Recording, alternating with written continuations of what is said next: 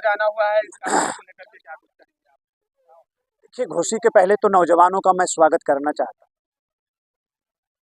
राष्ट्रवीर महाराजा सुहेलदेव राजभर जो हिंदू हृदय सम्राट हैं, उनके नाम उनके याद करने का ये समारोह उन्होंने बुलाया कार्यक्रम और बड़ी संख्या में लोग इसमें शामिल हुए। तो जितने लोग आए उनका भी स्वागत। और सबसे बड़ी बात, जिन साथियों ने ये आयोजन किया, यहाँ के नौजवानों ने, मैं उनको बहुत साधुवाद देता हूँ। महाराजा सुहेलदेव राजभर, आप समझिए कि वो कैसी उन्होंने लड़ाई लड़ा कि उस लड़ाई के बाद 175 साल तक भारत पर किसी भी प्रकार के आक्रमण का कोई इतिहास नहीं दिखा सकते। मतलब कैसी लड़ाई हुई होगी, कितना जो आक्रांता थे, जो भारत पर हमला करने आते थे, भारत को लूटने आते थे, कितना भय उनके मन में हो गया कि 175 साल तक किसी को भारत की तरफ देखने की हिम्मत ही नहीं। तो ऐसे महापुरुष को नमन करने का आज दिन यहाँ है। तो मैं सबको बहुत स्वागत करता हूँ।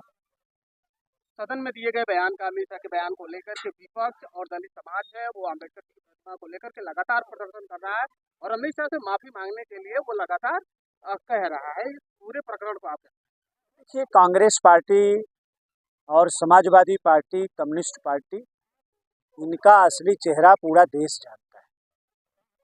अब इनके पास कुछ बचा नहीं। दुनिया जानती है कि भारत के संविधान को 80 बार कांग्रेस पार्टी ने संशोधित किया। 80 बार भारत के संविधान को बदलने का काम कांग्रेस पार्टी ने। 80 बार भारत के संविधान, डॉक्टर साहब भीमराव अंबेडकर के संविधान के साथ छेड़छाड़ किया कांग्रेस पार्टी। और किस लिए किया? अपने निजी हित के लिए।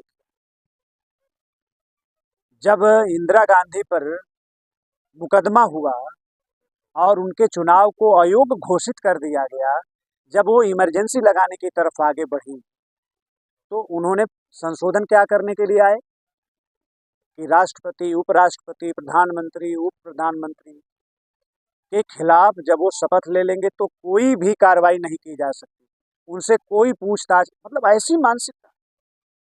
तो कांग्रेस को डॉक्टर साहब भीमराव अंबेडकर के सम्मान के विषय को लेकर कांग्रेस से सीख और सलाह लेने की कोई आवश्यकता नहीं। बाबा साहब डॉक्टर साहब भीमराव अंबेडकर के द्वारा लिखे गए संविधान को आप समझिए कि 60 बरस तक जम्मू कश्मीर में लागू नहीं होने दिया कांग्रेस पार्टी ने। मोदी जी की सरकार बनी तब बाबा साहब का संविधान जम्मू कश्मीर में लागू हुआ। और वो बात करेंगे बाबा साहब के सम्मान का। बाबा साहब भीमराव अंबेडकर को भारत रत्न किसने दिया? भारतीय जनता पार्टी की सरकार ने दिया, कांग्रेस पार्टी ने दिया नहीं।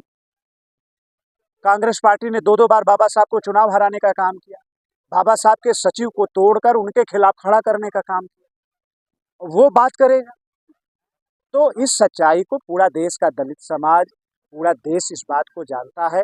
बाबा साहब अंबेडकर के जितने अनुयायी हैं, जिनके मन में भी उनके प्रति श्रद्धा है, ऐसे सभी लोग जानते हैं। इसलिए ये जो मुद्दा विहीन विपक्ष है, ये बेवजह की बात कुछ है नहीं इनके पास, यही सब करते रहते हैं। अब पब्लिक इसका संज्ञान नहीं लेती।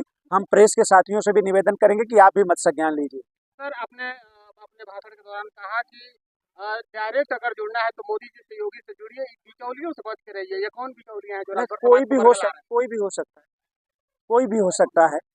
और ये सही बात है कि हमें अगर किसी से जुड़ना है तो सीधे जुड़ें।